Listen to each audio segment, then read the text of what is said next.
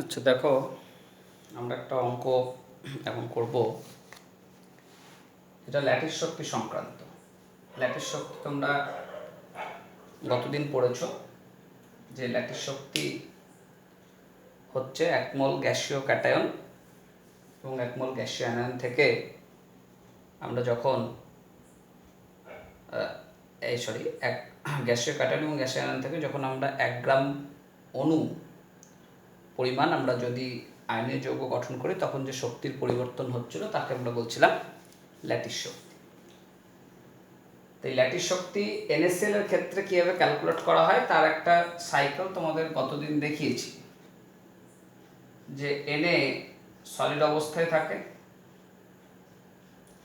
সেখান থেকে Na gas হয়, সেখান থেকে Na প্লাস আয়ন গঠন করে। অন্যদিকে Cl2 অণু, সেখান থেকে Cl পরমাণুতে পরিণত হয়, Cl পরমাণু থেকে Cl মাইনাস হয় এবং পরবর্তীতে Na প্লাস এবং Cl মাইনাস জুড়ে গিয়ে NaCl অণুতে পরিণত হয়। এখানে যে শক্তির চেঞ্জগুলো তোমরা দেখেছিলে এটাকে আমরা বলেছিলাম ডেল্টা এইচ সাবলিমিশন, এটাকে বলা হয়েছিল আয়নাইজেশন পোটেনশিয়াল, এটাকে বলা হয়েছিল হাফ ডেল এইচ ডিসোসিয়েশন, এটাকে বলা হয়েছিল ইলেকট্রন অ্যাফিনিটি, আর এখানে যে শক্তির পরিবর্তন সেটাকে বলা হয়েছিল ল্যাটিস শক্তি। আর একটা জিনিস তোমাদের বলেছিলাম যে আমি প্রত্যেকটা ধাপের হিসাব না করে টোটাল কত এনার্জি চেঞ্জ হলো সেটাকে বলেছি ডেল্টা এইচ ফরমেশন। তো এখন আমরা যখন NaCl এর ল্যাটিস শক্তি ক্যালকুলেট করব তখন কি করি না, তো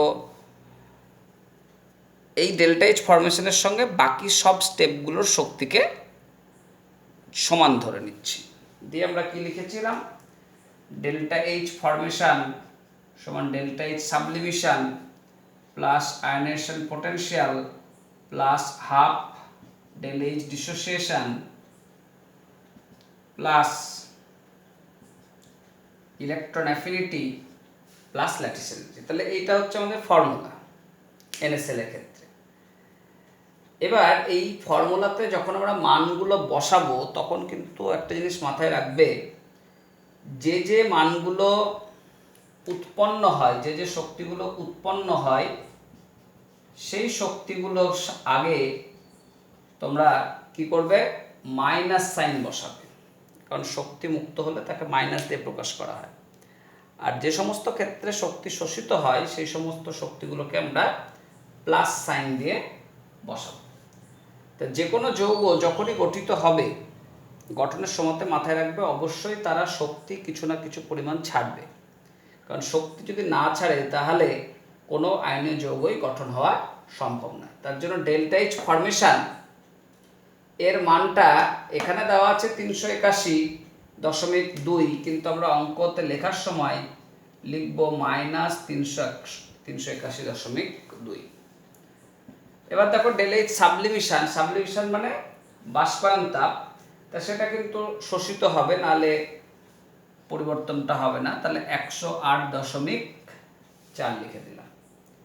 তারপর দেখো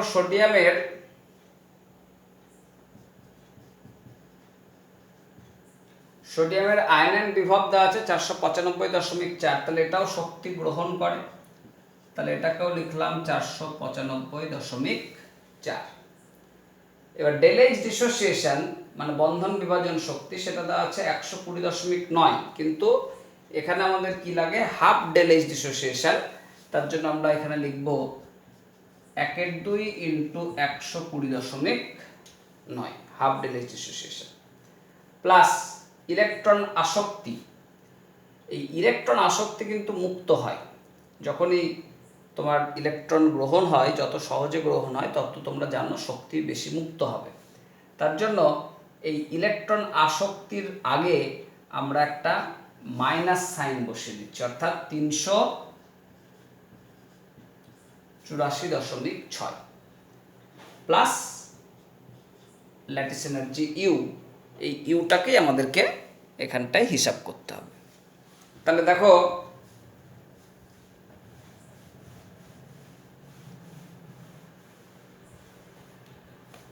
আমরা ইউ সমান কি লিখতে পারি? তাহলে ইউ সমান লেখা যায় -381.2 -108.4 -495.4 -60.45 প্লাস 384.6। তাহলে এবার সিম্পল যোগ বিয়োগ করে নাও, যোগ বিয়োগ করে নিলে আমাদের অঙ্কের মান বেরিয়ে যাবে। অঙ্কগুলো কঠিন নয়, খুবই সহজ, শুধুমাত্র সাইনটা লক্ষণীয়। যে যে ক্ষেত্রে শক্তি উৎপন্ন হয় সেগুলো কিন্তু মাইনাস সাইন দিয়ে বসাবে, অঙ্কে মাইনাস সাইন বলা নাও থাকতে পারে। আর যেগুলোতে শক্তি শোষিত হবে সেগুলো কিন্তু প্লাস সাইন দিয়েই বসাবে, তাহলে তোমার অঙ্ক হিসাব হয়ে যাবে। তাহলে আমরা এখান থেকে এখানে লিখেছি, তাহলে -381.2 -108.4 -495.4 -60.45 প্লাস 384.6। তাহলে আসলো ইউ সমান -660.85। তাহলে এখানে আমাদের যে শক্তি মুক্ত হবে, যে ল্যাটিস শক্তির মান, সেই মান হচ্ছে 660.85 কিলোজুল পার মোল। অতএব ল্যাটিস শক্তির মান 660.85 কিলোজুল পার মোল।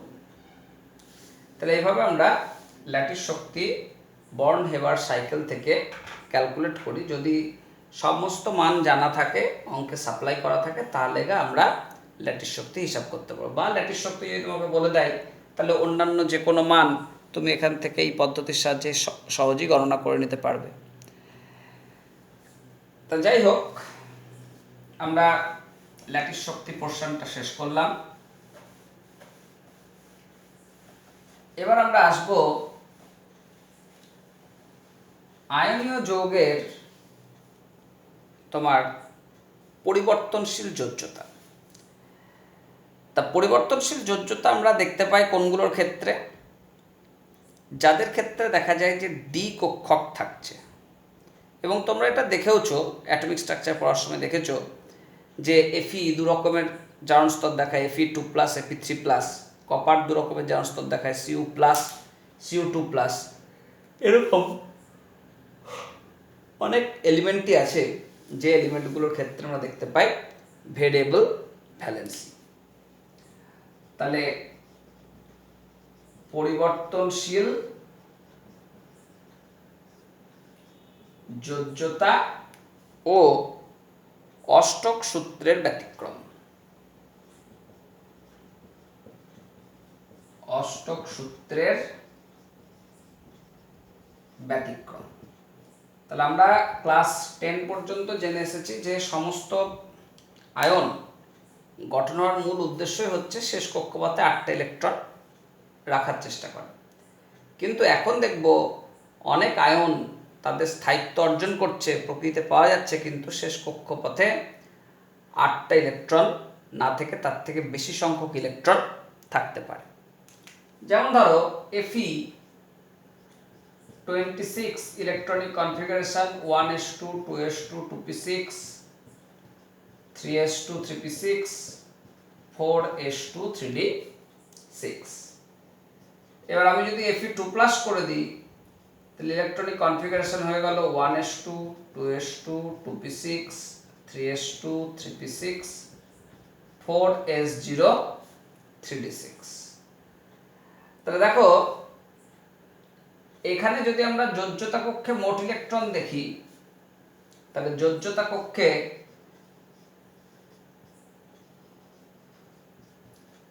মোট ইলেকট্রন, তাহলে যোজ্যতা কক্ষ কোনগুলো? 3 3 3 3s 3p 3d, এগুলো হচ্ছে যোজ্যতা কক্ষ। তাহলে এখানে যদি আমরা মোট ইলেকট্রন সংখ্যা দেখি, তাহলে কতগুলো হবে? 14টা।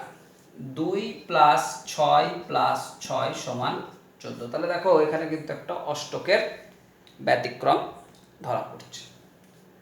আবার তোমরা জানো যে Fe3+ জারণ স্তর প্রদর্শন করে, তখন ইলেকট্রনিক কনফিগারেশন হয়ে যায় 1s2 2s2 2p6 3s2 3p6 4s0 3d5। তাহলে এর ক্ষেত্রে যোজ্যতা কক্ষে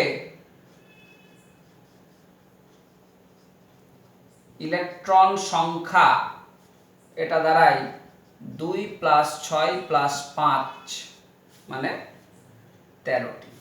13টি ইলেকট্রন আমরা Fe3+ আয়নের ক্ষেত্রে দেখতে পাই। এবং তোমরা জানো, অ্যাটমিক স্ট্রাকচারে পড়েছো যে Fe2+ এবং Fe3+ এর মধ্যে যদি আমি স্থায়িত্ব ক্যালকুলেট করি,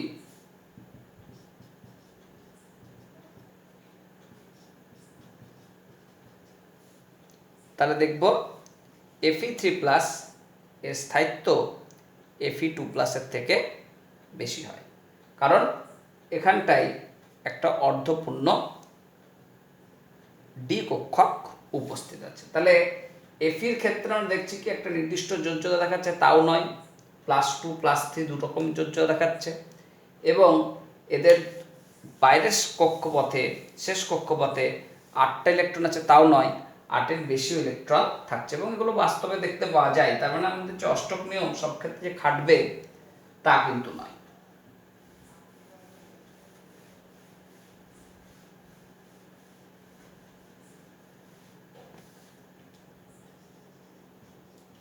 আবার কপারের ক্ষেত্রে আমরা দেখতে পাই কপার 29,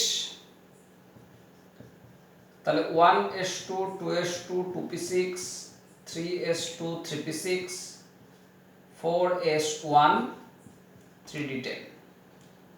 তাহলে কপারের ক্ষেত্রে আমরা Cu+ যখন গঠন দেখি, তাহলে ইলেকট্রন কনফিগারেশনটা দাঁড়ায় 1s2 2s2 2p6 3s2 3p6 4s0 3d10। তাহলে এখানে দেখো যোজ্যতা কক্ষে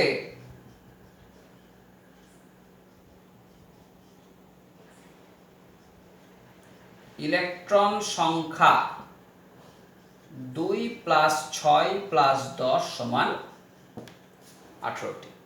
তাহলে এখানেও কিন্তু অষ্টকের নিয়ম, অষ্টক সূত্র মেনে চলছে না, এখানেও অষ্টকের প্রসারণ ঘটতে দেখছি, অষ্টকের থেকে বেড়ে যাচ্ছে।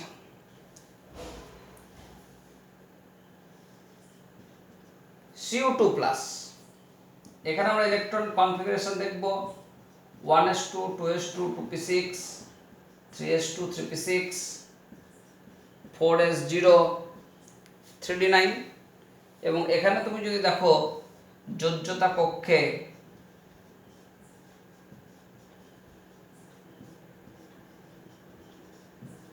মোট ইলেকট্রন সেটা হচ্ছে 2 + 6 + 9 = 17টি ইলেকট্রন এখানে অবস্থান করছে।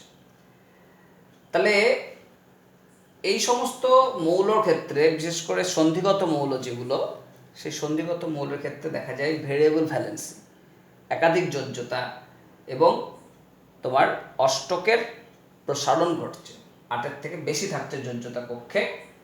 আর যদি Cu+, Cu2+ এর মধ্যে স্থায়িত্ব তুমি জানতে চাও, তাহলে অ্যাটমিক স্ট্রাকচারেই পড়েছো যে Cu2+ এর থেকে Cu+ বেশি স্থায়ী, কারণ Cu2+ এর ক্ষেত্রে আউটার সেলে 3D-তে 10টা ইলেকট্রন থাকছে, আর Cu+ এর ক্ষেত্রে তোমার, না ভুল বললাম, Cu+ is more stable than Cu2+, কারণ এখানে Cu+ আউটার যে এনার্জি লেভেল, সেখানে 10টা ইলেকট্রন দ্বারা ফুলফিলড অবস্থায় থাকছে, কিন্তু এখানটায় 9টা ইলেকট্রন থাকছে, অর্থাৎ সম্পূর্ণ পূর্ণ স্থায়িত্ব বজায় রাখতে পারছে না।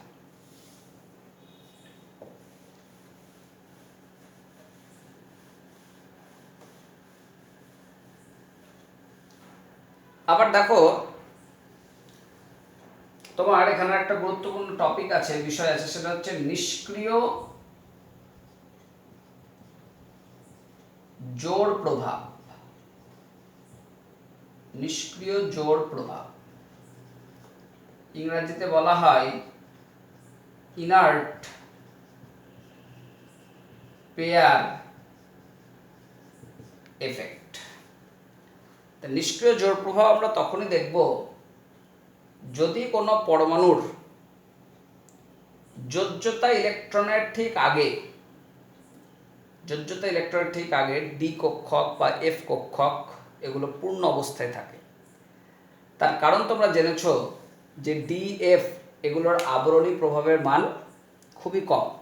আবরণী প্রভাবের মান খুবই কম হওয়ার জন্য দেখা যায় যে শেষ কক্ষের ইলেকট্রনগুলো, যোজ্যতা কক্ষের ইলেকট্রনগুলো বেরোতে পারে না, এদেরকে নিউক্লিয়াস বেশি করে নিজের দিকে টেনে ধরে থাকে। তখন আমরা দেখতে পাই যে বাইরের কক্ষের যে ইলেকট্রন জোড় সেগুলো নিষ্ক্রিয় হয়ে যায়। তাহলে মাথায় রাখবে যে সমস্ত পরমাণুর যোজ্যতা কক্ষের ঠিক আগে সম্পূর্ণ পূর্ণ ডি বা এফ কক্ষক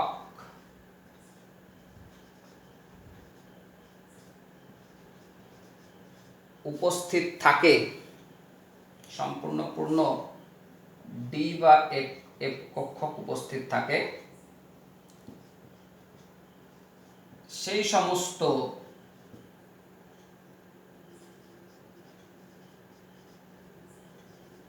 পরমাণুর যোজ্যতা কক্ষে উপস্থিত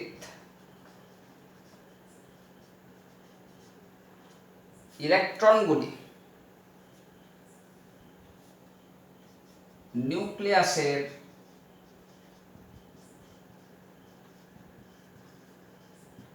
তীব্র আকর্ষণের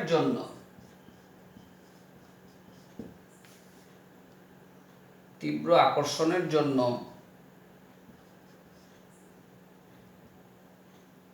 মুক্ত হতে চায় না। একেই নিষ্ক্রিয় জোড় প্রভাব বা ইনার্ট পেয়ার এফেক্ট বলা হয়। কি বললাম বুঝতে পারলে? উদাহরণ দিলে আর একটু ক্লিয়ার হবে। যে সমস্ত পরমাণুর যোজ্যতা কক্ষের ঠিক আগে সম্পূর্ণ পূর্ণ ডি বা এফ কক্ষক উপস্থিত থাকবে, সেই সমস্ত পরমাণুর যোজ্যতা কক্ষে উপস্থিত ইলেকট্রনগুলো নিউক্লিয়াসের তীব্র আকর্ষণের জন্য তোমার মুক্ত হতে চায় না। তাহলে মুক্ত যদি না হয় তাহলে কি হবে? ইলেকট্রনগুলোকে আমরা বলবো নিষ্ক্রিয় পরমাণুর মতন আচরণ করছে। তখন এই ঘটনাটাকে বলা হচ্ছে নিষ্ক্রিয় জোড় প্রভাব। যেমন দেখো টিন একটা মৌল আমাদের, যার নিষ্ক্রিয় জোড় প্রভাব এর জন্য দুটো ভিন্ন জারণ স্তরের মধ্যে দেখা যায় একটা জারণ স্তর বেশি স্থায়ী এবং আর একটা জারণ স্তর কম স্থায়ী হয়। দেখো টিন এর যদি ইলেকট্রন বিন্যাস করো 1s2 2s2 2p6 3s2 3p6 4s2 3d10 4p6, তারপর হচ্ছে 5s2 4d10 5p2, এরকম আমরা ইলেকট্রন বিন্যাস দেখতে পাই। তাহলে এসএন এর অ্যাটমিক নাম্বার কত হবে? গুনলেই পাবে 2 4 10 12 18 20 30 36 38 48 50। তাহলে অ্যাটমিক নাম্বার হচ্ছে 50। তো এটাকে আমরা এরকম ভাবে লিখতে পারি 4d10টাকে আগে দিয়ে দিলাম, 5s2 5p2 পরে দিলাম। এখন 3 ক্ষেত্রে দুটো জারণ স্তর দেখতে পাওয়া যায়, একটা হচ্ছে Sn2+ আর একটা হচ্ছে Sn4+। তাই Sn2+ যদি করি তাহলে ইলেকট্রনিক কনফিগারেশনটা দাঁড়াবে 1s2 2s2 2p6 3s2 3p6 4s2 3d10 4p6 4d10 5s2 5p0, অর্থাৎ দুখানা ইলেকট্রন 5p থেকে নির্গত হয়। তাহলে একই ইলেকট্রন নির্গত হলো, তার মানে নিউক্লিয়াসের তুলনায় ইলেকট্রন সংখ্যা কমলো। উপরন্তু দেখো এই 4d সম্পূর্ণ পূর্ণ আছে, সম্পূর্ণ পূর্ণ থাকলে এরা কি করবে, নিউক্লিয়াসের আকর্ষণ বলকে লেসেন করবে, কম বাধা দেবে। তার মানে এর নিউক্লিয়াসের আকর্ষণ বল 5s এর উপরে তীব্রভাবে কাজ করবে, যার ফলে দেখা যায় যে 5s এর ইলেকট্রন সহজে কিন্তু মুক্ত হতে চায় না। তাহলে মুক্ত যেহেতু সহজে হচ্ছে না, তার মানে Sn4+ এর স্থায়িত্ব কিন্তু কম। তাহলে Sn4+ যদি আমি করি তাহলে ইলেকট্রন বিন্যাসটা হবে 1s2 2s2 2p6 3s2 3p6 4s2 3d10 4p6 4d10 5s0 5p0। কিন্তু কি বলছি যে Sn2+ গঠনটা সহজ, কারণ 5p তে আছে, 4d থেকে দূরে আছে, তার জন্য দুটো ইলেকট্রন সহজেই বেরিয়ে যায়। কিন্তু যখনই আমরা দেখছি যে 4+ গঠন করতে হবে, তার মানে 5s থেকে আরও দুখানা ইলেকট্রনকে অপসারণ করতে হবে। 5s থেকে ইলেকট্রন অপসারণ করাটা খুবই কঠিন হয়ে যাচ্ছে, এই কারণেই যে এখানে 4d সম্পূর্ণ পূর্ণ অবস্থায় আছে। এই সম্পূর্ণ পূর্ণ ডি কক্ষকের জন্য নিউক্লিয়াসের অ্যাট্রাকশন যে বল, আকর্ষণ বল, সেটা বেশি করে কাজ করছে, অর্থাৎ এই 5s এর ইলেকট্রনটা নিষ্ক্রিয় ইলেকট্রনের মতো কাজ করছে, নিষ্ক্রিয় ইলেকট্রন জোরের মতো কাজ করছে। এই ঘটনাটাকে বলা হয় ইনার্ট পেয়ার এফেক্ট। তাহলে আমরা দেখব এদের যদি স্থায়িত্ব আমরা হিসাব করি তাহলে দেখব Sn2+ এর স্থায়িত্ব Sn4+ এর তুলনায় বেশি দেখতে পাওয়া যায়। তাহলে এরকম কিন্তু আমাদের আয়নগুলোর স্থায়িত্ব ব্যাখ্যা কিন্তু খুব গুরুত্বপূর্ণ। তাহলে তোমরা ইলেকট্রনিক কনফিগারেশন দিয়েও দেখেছো, আবার এখন আমরা ইনার্ট পেয়ার আর একটা নতুন এফেক্ট এখন আলোচনা করলাম। আচ্ছা দেখো, এবার আমরা আলোচনা করব আয়নীয় যৌগের আকৃতি সম্বন্ধে, যে আয়নীয় যৌগগুলো কিরকম আকৃতিযুক্ত হয়।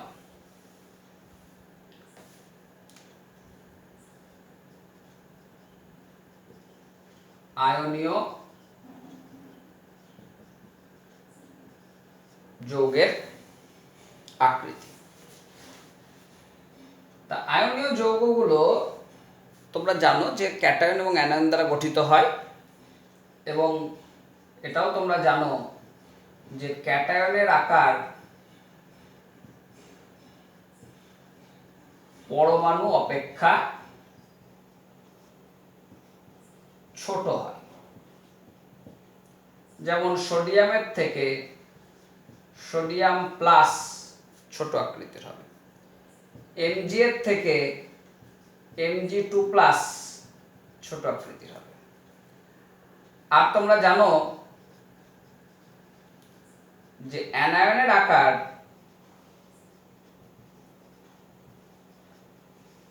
পরমাণুর অপেক্ষা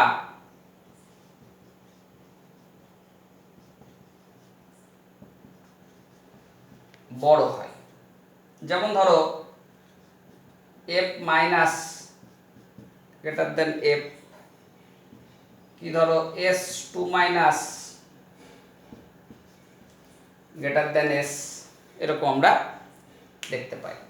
তাহলে আয়নীয় যৌগগুলোর মধ্যে যে আয়ন থাকে সেইগুলোর মধ্যে আমরা বুঝতে পারছি যে আয়নগুলোর মধ্যে ক্যাটায়ন হচ্ছে ছোট আকৃতির এবং অ্যানায়ন হচ্ছে বড় আকৃতির। এখন একটা আয়নীয় যৌগ কখন স্থায়ী হবে? যদি দেখা যায় এই ধরো একটা ক্যাটায়ন, তাকে ঘিরে অ্যানায়নগুলো যদি ক্লোজ প্যাকিং এ থাকে,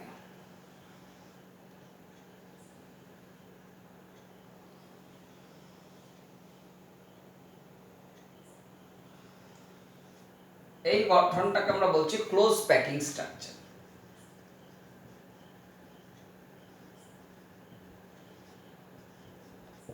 ক্লোজ প্যাকিং স্ট্রাকচার অর্থাৎ ক্যাটায়ন এবং অ্যানায়নগুলো ঘেঁষাঘেঁষি করে থাকবে, যতটা সম্ভব কাছাকাছি থাকবে, এদের মধ্যে ফাঁকা স্থানের পরিমাণ কম থাকবে। কিন্তু তুমি যদি এরকম গঠন করে দাও, ধরো ক্যাটায়নটা বেশি বড় আকৃতির করে দিলে আর অ্যানায়নগুলো এর তুলনায় ছোট করে দিলে, তাহলে দেখো এখানে কিন্তু মাঝে মাঝে মাঝে মাঝে ফাঁকা স্থান তৈরি হচ্ছে, তাহলে ক্লোজ প্যাকিং স্ট্রাকচার সৃষ্টি হচ্ছে না। তাহলে এইটার তুলনায় দ্বিতীয়টার কিন্তু স্থায়িত্ব কম। আবার তুমি এরকম করে দিতে পারো, ক্যাটায়নটা এটা খুব ক্ষুদ্র হয়ে গেল আর অ্যানায়নগুলো বৃহৎ,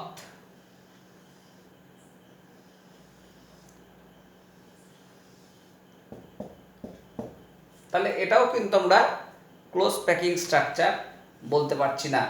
তার কারণ এখানে ক্যাটায়নের সঙ্গে অ্যানায়ন সরাসরি দেখো টাচ করছে না। তাহলে সব থেকে স্থায়ী গঠন হচ্ছে প্রথম গঠনটা। আমরা স্ট্রাকচার 1, স্ট্রাকচার 2 আর স্ট্রাকচার 3 যদি বলি, তাহলে মাথায় রাখবে সবচেয়ে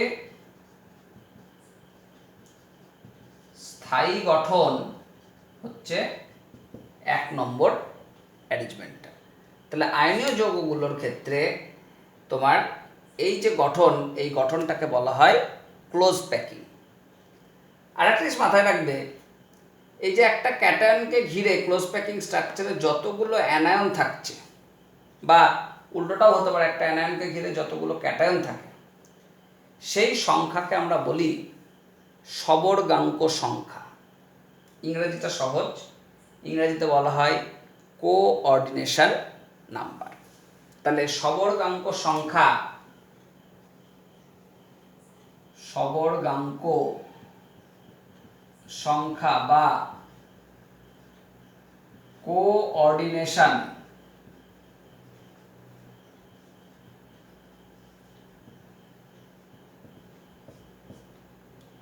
নম্বর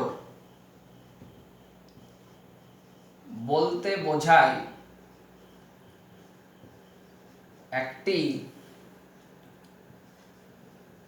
ক্লোজ প্যাকিং গঠনে একটি ক্যাটায়ন যতগুলি অ্যানায়ন দ্বারা বা একটি অ্যানায়ন যতগুলি ক্যাটায়ন দ্বারা পরিবেষ্টিত অবস্থায় থাকে,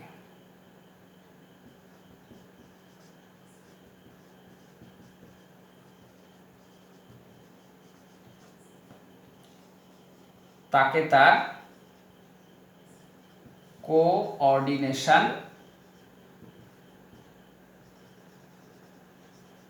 নাম্বার বলা হয়। যে একটা ক্যাটায়ন যতগুলো অ্যানায়নের দ্বারা বা একটা অ্যানায়ন যতগুলো ক্যাটায়নের দ্বারা পরিবেষ্টিত অবস্থায় থাকবে, সেই সংখ্যাকে আমরা বলবো তার সবর্গাঙ্ক সংখ্যা বা কোঅর্ডিনেশন নাম্বার। যেমন আমাদের এই যে ক্লোজ প্যাকিং স্ট্রাকচারটা দেখানো হয়েছে, এই ক্লোজ প্যাকিং স্ট্রাকচারে কোঅর্ডিনেশন নাম্বার আমরা বলবো কত? 4। 4 হচ্ছে কোঅর্ডিনেশন সংখ্যা, কারণ একটা ক্যাটায়নকে ঘিরে 4খানা অ্যানায়ন অবস্থান করছে। তাহলে এই গঠনটার ক্ষেত্রে কোঅর্ডিনেশন নাম্বার বলছি 4। এখন এই কোঅর্ডিনেশন নাম্বার কত হবে সেটা কিন্তু নির্ভর করে তোমার রেডিয়াস রেশিওর মানের উপর। রেডিয়াস রেশিও বলতে এই ক্যাটায়নের রেডিয়াস আর এই অ্যানায়নের রেডিয়াস, এদের যদি আমরা একটা অনুপাত বের করি, সেই অনুপাতের মানের উপরে একটা ক্যাটায়নকে ঘিরে কতগুলো অ্যানায়ন থাকবে বা একটা অ্যানায়নকে ঘিরে কতগুলো ক্যাটায়ন থাকবে সেই সংখ্যাটা পাওয়া যায়। আর সেই সংখ্যা যদি আমরা জানতে পারি, সেখান থেকে আমরা তার স্ট্রাকচার বলতে পারবো। তা মাথায় রাখবে, একটা ছক করে রাখবে, রেডিয়াস রেশিও বা ব্যাসার্ধ অনুপাত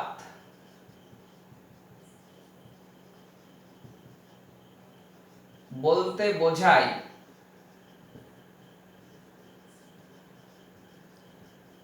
ক্যাটায়নের ব্যাসার্ধ ও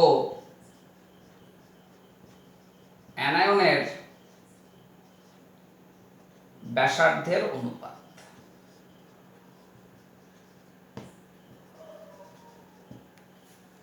তা ক্যাটায়নের ব্যাসার্ধকে আমরা আর প্লাস দিয়ে চিহ্নিত করব, আর অ্যানায়নের ব্যাসার্ধকে আমরা চিহ্নিত করব আর মাইনাস দিয়ে। তাহলে রেডিয়াস রেশিও মানে হচ্ছে আর প্লাস বাই আর মাইনাস। তাহলে এটাকে বলছি ব্যাসার্ধ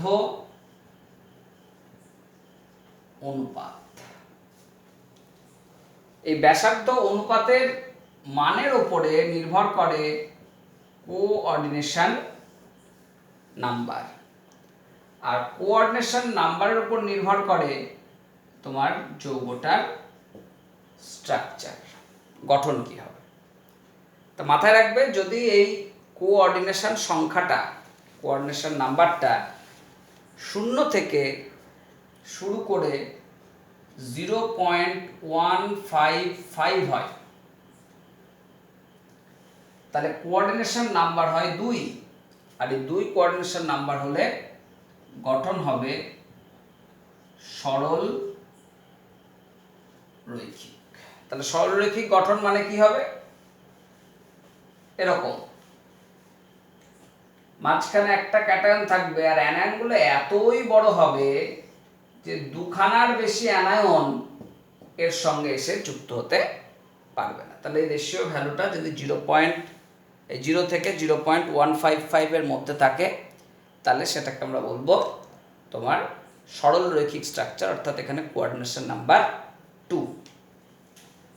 এবার এই ব্যাসার্ধের অনুপাতটা যদি 0.155 থেকে 0.414 এই মানের মধ্যে হয়, না 414 হবে না, 2 to 5, 414টা পরে নিচ্ছি, 2 to 5 এটা যদি হয়, তাহলে আমরা কোঅর্ডিনেশন নাম্বার বলবো 3। আর কোঅর্ডিনেশন নাম্বার 3 হলে সেই আয়নীয় যৌগের গঠনকে আমরা বলবো সমতলীয় ত্রিভুজাকার গঠন বা ত্রিভুজাকার। ত্রিভুজ তো আর সমতলীয় ছাড়া হবে না, ত্রিভুজাকার গঠন মানে কি? এইখানে একটা ক্যাটায়ন থাকবে, অ্যানায়নগুলো এতটাই বড় যে এখানে এই 3টে অ্যানায়নের বেশি অ্যানায়ন বসতে পারছে না। তাহলে দেখো, আমরা যদি এগুলোকে কাল্পনিক রেখা দিয়ে টেনে দিই, তাহলে গঠনটা হয়ে যাচ্ছে ত্রিভুজাকার। আর এটাকে যদি টেনে দেওয়া হয়, তাহলে কি আসছে? লিনিয়ার স্ট্রাকচার চলে আসছে। তাহলে এরকম ভাবে রেশিওটা যদি আমরা দেখি 0.225 থেকে 0.414, তাহলে কোঅর্ডিনেশন নাম্বার বলবো 4। আর এই কোঅর্ডিনেশন নাম্বার যদি 4 হয়, তাহলে তার গঠনকে আমরা বলি টেট্রাহাইড্রাল স্ট্রাকচার বা চতুস্তলকীয় গঠন।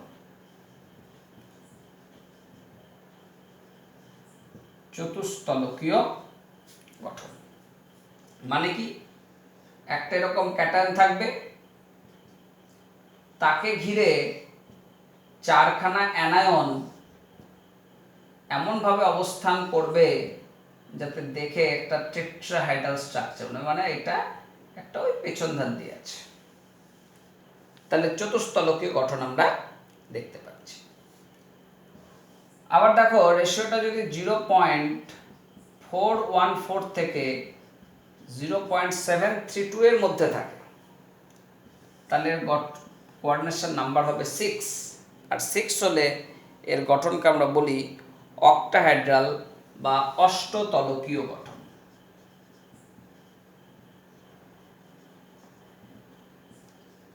অক্টাহাইড্রাল বা অষ্টতলকীয় গঠন। অষ্টতলকীয় গঠন কিরকম? খুব ভাইটাল স্ট্রাকচার এটা।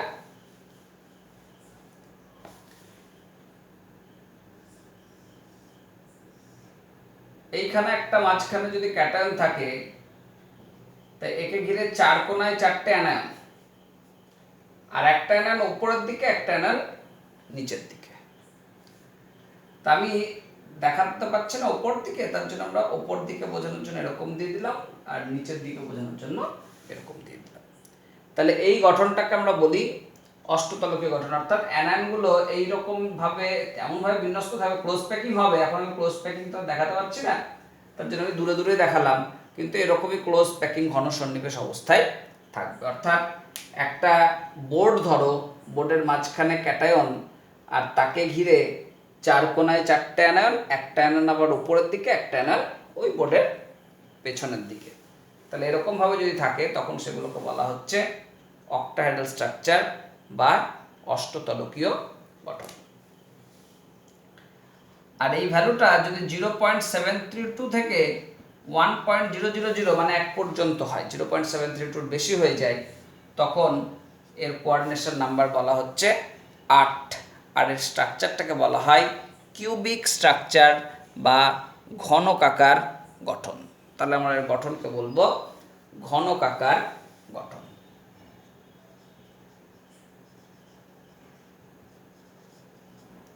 বুঝতে পারলে? তাহলে তোমাকে সবসময় এই রেশিওগুলো মনে রাখতে হবে, কারণ পরীক্ষার সময় শর্ট কোশ্চেন দেবে। ধরো একটা ক্যাটায়নের ব্যাসার্ধ বলে দিল, একটা অ্যানায়নের ব্যাসার্ধ বলে দিল, দিয়ে বললেন গঠন কি। তাহলে সেক্ষেত্রে তোমাকে কি করতে হবে, চট করে ক্যাটায়ন এবং অ্যানায়নের ব্যাসার্ধের অনুপাত বের করে দেখতে হবে কোন রেঞ্জের মধ্যে পড়ছে। যদি আমরা রেঞ্জ মনে রাখতে পারি, তাহলেই সহজেই এই রেডিয়াস রেশিও রুল থেকে আমরা ক্যাটায়ন এবং অ্যানায়নের ব্যাসার্ধকে ব্যবহার করে তাদের গঠন বলতে পারব। যেমন ধরো একটা উদাহরণ বলি, যে Na+ ও Cl- এর ব্যাসার্ধ যথাক্রমে 0.95 অ্যাংস্ট্রম ও 1.91 অ্যাংস্ট্রম। 0.95 এবং 1.81 অ্যাংস্ট্রম দিয়ে বলা হচ্ছে NaCl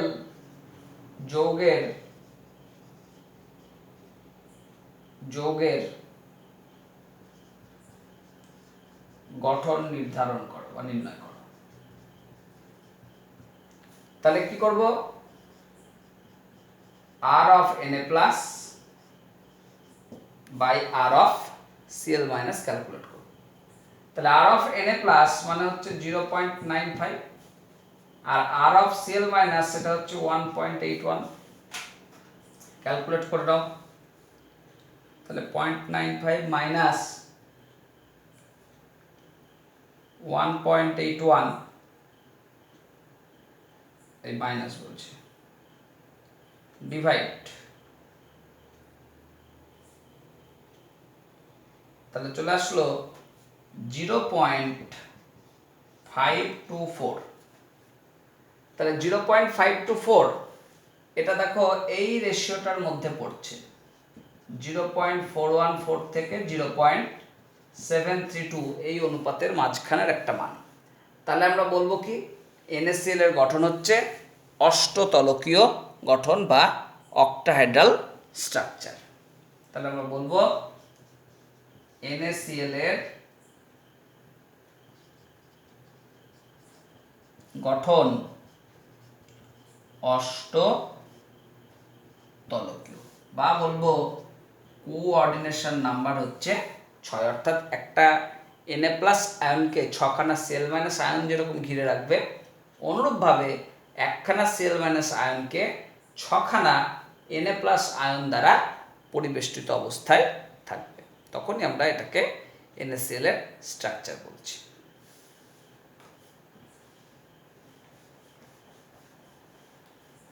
আবার দেখো আমরা আরেকটা উদাহরণ বলি, যেমন ধরো সিজিয়াম ক্লোরাইড CaCl। তা সিজিয়ামের রেডিয়াস হচ্ছে 1.69 অ্যাংস্ট্রম, আর Cl মাইনাসের হচ্ছে এক্ষুনি দেখলাম 1.81 অ্যাংস্ট্রম। সিজিয়াম ক্লোরাইড এর Cs প্লাস আয়নের ব্যাসার্ধ 1.69 অ্যাংস্ট্রম, আর এটার হচ্ছে 1.81 অ্যাংস্ট্রম। Cl মাইনাস আয়নের ব্যাসার্ধ 1.81 অ্যাংস্ট্রম। এক্ষেত্রে বা এখানে CaCl এর কোঅর্ডিনেশন নাম্বার কত ও গঠন নির্ণয় করো। তাহলে আমরা কি করব, R of Cs plus by R of Cl minus করব। তাহলে এখানে ভ্যালুটা আসবে 1.69 বাই 1.81। তাহলে 1.69 ডিভাইড 1.81, তাহলে এখানে ভ্যালুটা আসছে দেখো 0.933। তাহলে এই যে মানটা সেটা দেখো কোন রেঞ্জের মধ্যে আসছে, 0.732 থেকে 1.00 এই অনুপাতের মধ্যে একটা মান আসছে। তাহলে আমরা বলবো এখানে CaCl এর কোঅর্ডিনেশন নাম্বার হচ্ছে 8 এবং গঠন ঘনকাকার।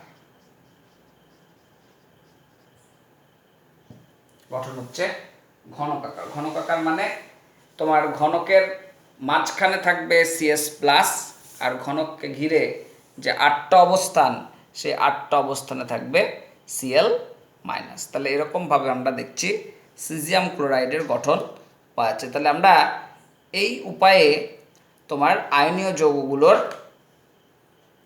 স্ট্রাকচার কি হবে, রেডিয়াস রেশিওগুলোকে মনে রেখে সেখান থেকে কিন্তু সহজেই গণনা করতে পারি। এগুলো লক্ষ্য রাখবে। আর দেখো আর একটা কথা আমরা বলবো,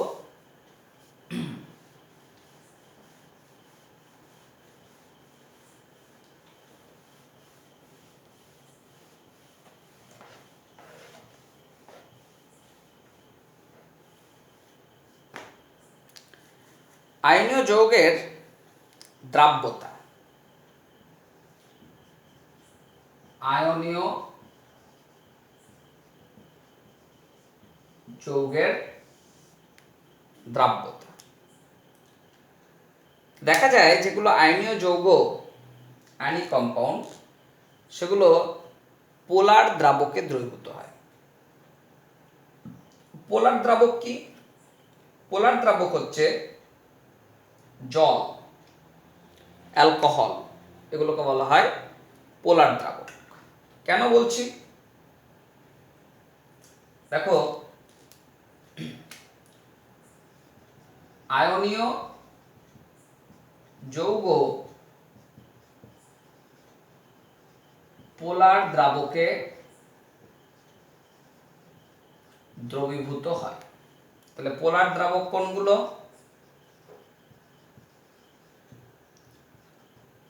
জল, বিভিন্ন ধরনের অ্যালকোহল, মিথানল, ইথানল ইত্যাদি, এগুলোকে আমরা পোলার দ্রাবক বলছি। কেন বলছি? কারণ তুমি যদি জলের অণুর গঠন নাও, তাহলে অক্সিজেন, দুই ধারে দুটো হাইড্রোজেন আছে, তো এখানে অক্সিজেন আর হাইড্রোজেনের তো তড়িৎ ঋণাত্মকতার পার্থক্য আছে। তার জন্য দেখা যায় এইখানে হয়ে যায় ঋণাত্মক পোল, কারণ এর ইলেকট্রনটাকে অক্সিজেন টেনে নিচ্ছে, তাহলে কিছুটা নেগেটিভ চার্জ পাচ্ছে, আর হাইড্রোজেনটা হচ্ছে পজিটিভ পোল। তাহলে দুটো মেরুর সৃষ্টি হয় অণুগুলোর ক্ষেত্রে। তাহলে যেহেতু দুটো মেরুর সৃষ্টি হচ্ছে, তার জন্য এগুলোকে আমরা বলছি কি পোলার solvent.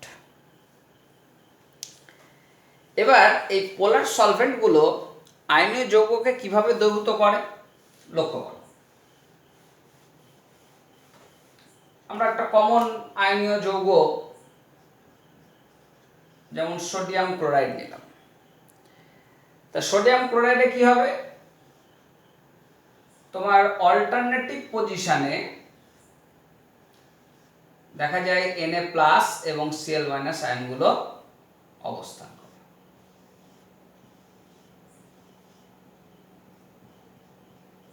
Na+, Cl-, Na+, Cl-, Na+, Cl-, Na+, Cl-, Na+,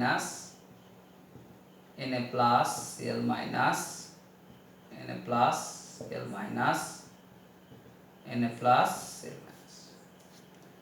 এবার যখনই এটাকে জলের মধ্যে দেব, তাহলে জল যেহেতু পোলার দ্রাবক, দুটো মেরু আছে, তাহলে এই ঋণাত্মক আয়নগুলোর সঙ্গে তোমার দেখা যায় যে জলের ধনাত্মক মেরুটা এসে যুক্ত হচ্ছে অনেক সংখ্যক, মূলত তা মোটামুটি দেখা যায় যে একটা Cl- আয়ন যদি থাকে, তাকে ঘিরে তোমার এরকম জলের অণু 6খানা যুক্ত হবে।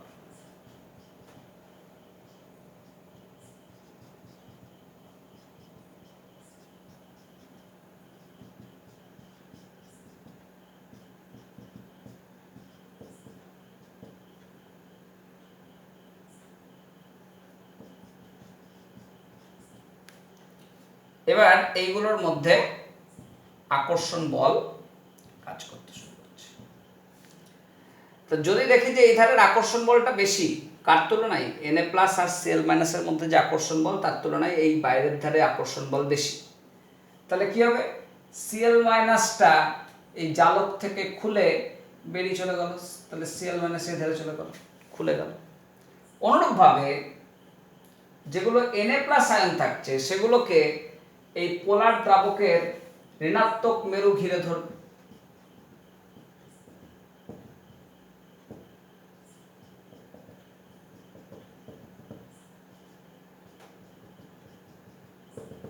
এরকম এখানেও দেখা যায় যে একটা Na+ আয়নকে 6খানা জলের অণু এরকম ভাবে পরিবেষ্টিত অবস্থায় রেখে দেয়।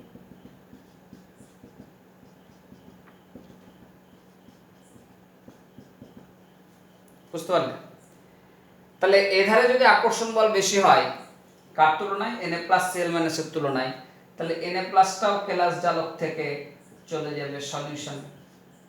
এরকম ভাবে দেখা যায় গোটা কেলাস জালক থেকে Na+ Cl- এর মতন আয়নগুলো আস্তে আস্তে আস্তে আস্তে খুলে যাচ্ছে, খুলে যেতে যেতে যেতে সম্পূর্ণ দ্রবীভূত হয়ে যাচ্ছে। আর মাথায় রাখবে, এই যে দ্রবীভূত হওয়ার জন্য দ্রাবকগুলো যে টানছে, একে বলা হয় দ্রাবকায়ন শক্তি। তাহলে কি বলছি কথাটা, দ্রাবকের অণুগুলির আয়নকে টানার যে শক্তি,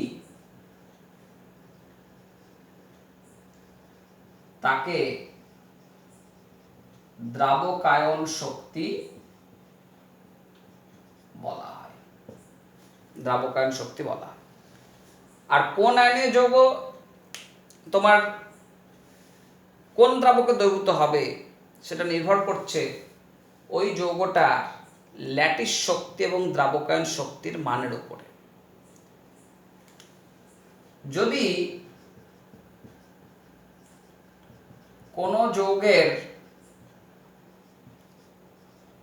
ল্যাটিস শক্তি গ্রেটার দ্যান দ্রাবকায়ন শক্তি হয়,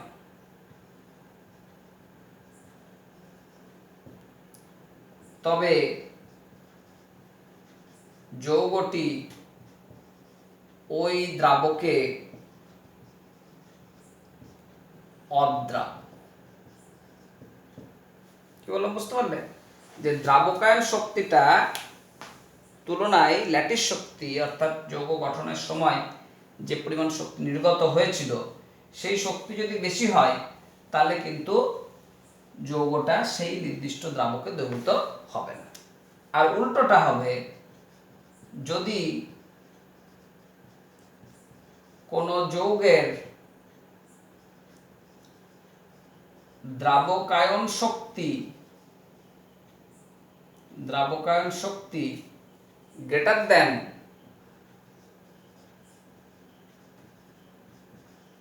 ল্যাটিস শক্তি, তবে যৌগটি ওই দ্রাবকে দ্রবীভূত। তাহলে দ্রাবকায়ন শক্তির মান যদি জারক শক্তি বা ল্যাটিস শক্তির থেকে বেশি হয়ে যায় তখন দেখব সেগুলো দ্রবীভূত হয়। আর যদি দেখি ল্যাটিস শক্তির মানের তুলনায় এই ল্যাটিস শক্তির মানটাই বেশি দ্রাবকায়ন শক্তির তুলনায়, তখন দেখা যায় যৌগগুলো দ্রবীভূত হতে পারে না। যেমন আমরা উদাহরণ বলি, যেমন CaF2 জলে অদ্রাব্য,